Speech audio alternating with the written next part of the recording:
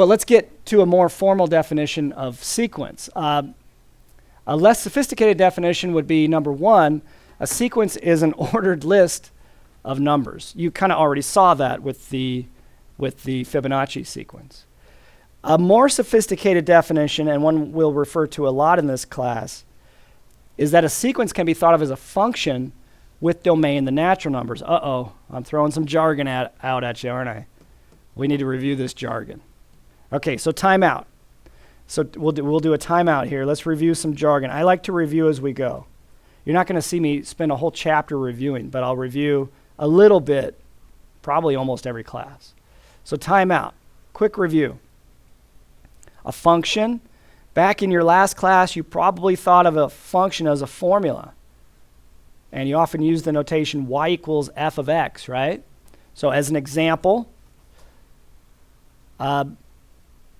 a formula that graphs to be a parabola, y equals x squared.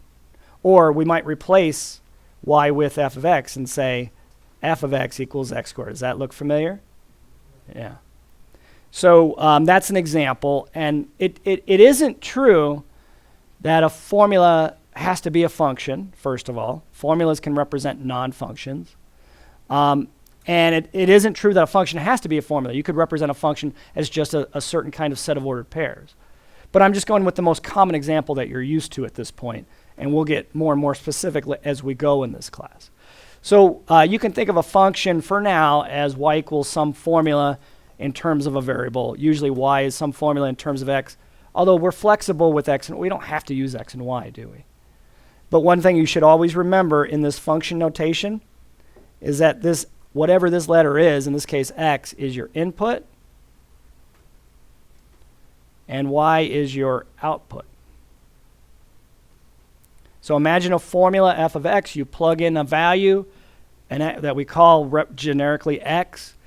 The output, whatever pops out of that formula once you do the arithmetic, is y. So for instance, in this formula right here, if I wanted f of 3, what would I do? That's my input, so the x becomes 3, the input, and the output is 9. So input 3, output 9. And you can see then that you can think of a function as a set of ordered pairs. So the particular ordered pair that corresponds with an input of 3 and an output of 9 is just 3, 9. Right? So that's your quick review of functions. Does that all hopefully look familiar to you? Okay, so what are we saying with number 2 definition, the more sophisticated definition of a sequence? Sequence is a function, but the domain is the set of all natural numbers, or a subset of the natural numbers. So the natural numbers are the counting numbers, 1, 2, 3, 4, 5, 6, 7, 8. So we're not allowed. I mean, in this example, there's no reason why we couldn't plug in 1.5 as an input, right? But if we want to generate a sequence, no, you're not allowed to plug in 1.5. It has to be 1, 2, 3, 4, 5, on and on and on. And then the outputs are the ordered list of numbers that we thought of before. So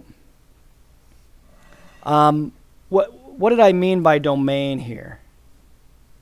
Just to make sure you remember that. It's the set of all inputs. So if you didn't remember that, then my last statement didn't make sense. The set of all things, numbers you're allowed to plug in, we're saying those have to be counting numbers.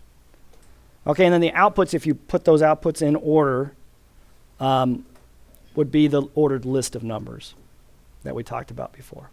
So as an example, let's find the first 4 terms of the sequence. So we use a slightly different notation than the function notation here. So if you want to relate this to the notation you've learned in the past, here we have the nth term a sub n equals 1/2 n. If we use the notation that we used above, you might write something like this: f of n equals 1/2 n. You see how the notation changes if we're talking about a sequence or a formula for a sequence? Yeah, so instead of having the f of n notation, and by the way, it doesn't have to be f, and it doesn't have to be a over here. It can be any letter you want, except you don't want it to be the same as the subscript. So instead of using f of n, we use some letter subscript n. So the input is actually here in the subscript. So if we want to find the first 4 terms of the sequence given by a sub n equals 1/2 n, what do you suppose we're going to do? A1 would be which term? It would be the first term or first output of that formula. It is an explicit formula in this case. I'll talk more about that in a second, that you're given here. So what would A1 be? It would be like f of 1. What would you do to get A1? Wherever you see the input variable n, in this case, you'd replace it with the input of 1. And then see what the output is, and then that's the term we're talking about. So A1 would be 1/2 times 1, which is just a half. It sounds more difficult when you explain it than when you just do it. So what would A2 be?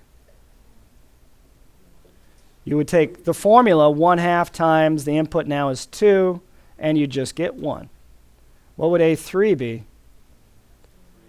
Yeah, you take the 1/2, the input's 3, 1/2 times 3 would be 3/2. And A4? 1/2 times the input's 4, so 1/2 times 4 is 2. And so